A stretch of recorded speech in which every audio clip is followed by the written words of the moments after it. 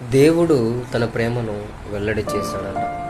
ఎలా వెల్లడి చేశాడు? ఆయన ప్రేమను ఎలా వెల్లడి చేశాడు అంటే, ఇదిగో ఒక్కగానొక్క ఆయన కుమారుణ్ణి అంటే యేసుక్రీస్తు ప్రభుల వారిని లోకమునకు పంపించి ఆయన మన కొరకు చనిపోయి మన పాపంలో నిమిత్తమై, మన నిమిత్తమై అంటే నా నిమిత్తమై ఆయన చనిపోయి మరలా ఆయన తిరిగి లేవడం జరిగింది. ఆయన రక్తము ద్వారా ఈ ప్రపంచంలో ఉన్నటువంటి అందరికీ కూడా పాపక్షమాపణ కలుగుచున్నది, విమోచన కలుగుచున్నది అని మనం బైబిల్ గ్రంథంలో చదువుకుంటూ ఉంటాం కదా.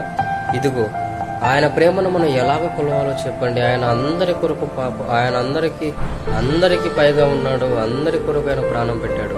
ఆ ప్రేమను మనం పొందుకుంటూ ఉన్నాం. కానీ మనము ఏం చేస్తున్నాం? ఈరోజు పాపం చేస్తున్నాం, అనేక విషయాలు చేస్తున్నాం. కానీ దేవునికి ఇష్టమైనటువంటి కార్యాలు మనం చేయట్లేదు. దేవునికి ఇష్టమైనటువంటి కార్యం ఏంటంటే, ఇదిగో విరిగి నలిగినటువంటి మనస్సు ఆయనకు అప్పచెప్పాలి. అన్నీ మన పాపములు ఒప్పుకోవాలి, విశ్వసించాలి, వాక్యాన్ని వినాలి, మారు మనస్సు పొందాలి.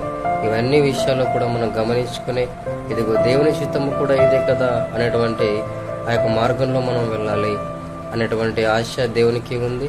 కాబట్టి ఎవరు కూడా ఈ యొక్క వీడియోని చూస్తున్నటువంటి ప్రతి ఒక్కరికి కూడా ఆలోచన చేయండి. ఆమేన్.